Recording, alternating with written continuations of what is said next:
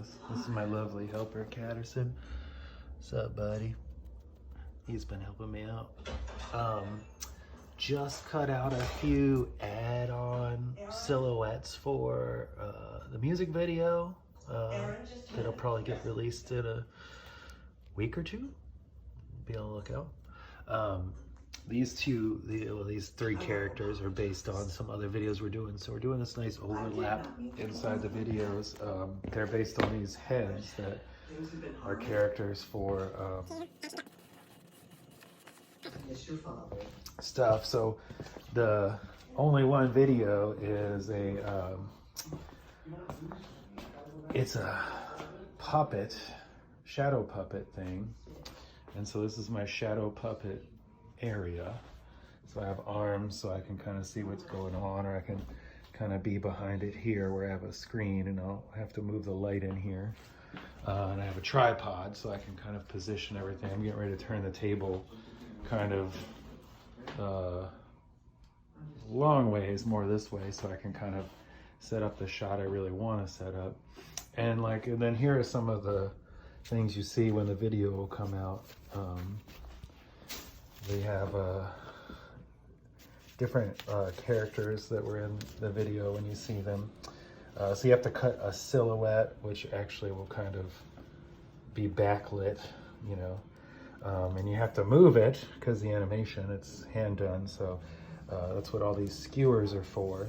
So for example, let me find one that's good. I thought I had one here, but I've been kind of mixing it up. I've never done this before, by the way.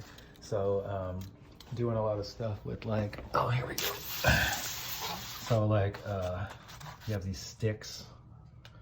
So you would, if we were on the other side, the light would be coming from behind me, and then I move the cloud by, you know, kind of moving the stick, and then I kind of get a feel for what I'm trying to film. And then obviously this would be on the other side because it's going to be backlit for this area. And then I have the camera set to film, so I kind of play with a bunch of ideas and then I chop it up in the editing process. So I'm about to edit some of these characters from these other videos we've made since this video into the new video, just as kind of backgroundy side kind of thing, so you can be on the lookout for them. I've decided to use a mixture of these just kind of black construction paper. No mention of the foam, that's more for the heads I've been making. And then this parchment paper, which actually has this kind of see-through quality, so when it comes through the light you get this really kind of nice veiny kind of glow, so it actually adds yet another dimension of the color. And then characters, so they shine really bright, and I'll do one shot to show you how it works. All right, so we're back. Doing the whole shadow puppet thing, trying to show you how it was worked. This is really for Todd May, who is very curious about how that works. So got everything set up, took me a second.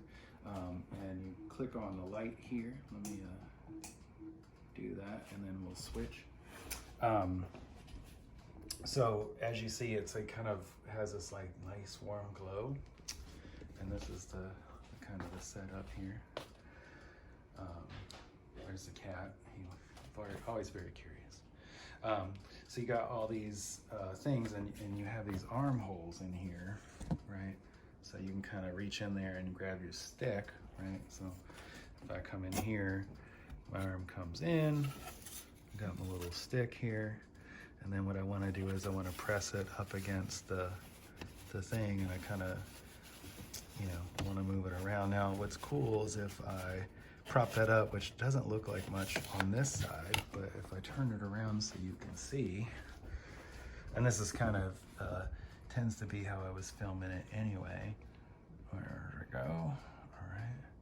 So if we come on this side to see, and you see the kind of what we're working with here is, you know, I have to kind of be somewhat careful of the shadows.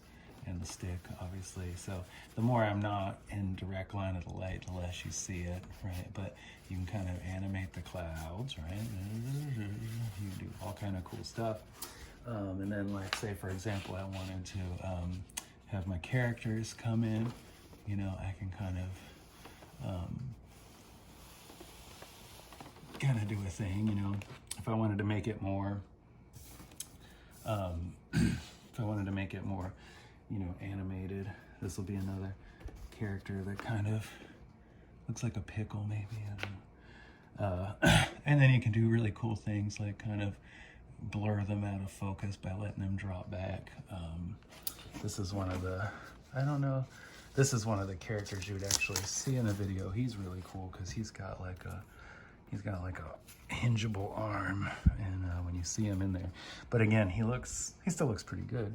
But if we put him inside of, you know, the thing, we get this really great shadow kind of look. And with that one, I don't have him hooked up, but with that one, you know, you can kind of have his arm being moved, you know, if you hook him up to the stick and stuff. And then again, you know, you kind of lay everything down inside of there and pick it up when you need it and set it up. And again, just a simple little fun thing. I've never done one of these before, so it was kind of awesome. I had a really good time doing it, and just wanted to show you some stuff while I had it all set up to film again.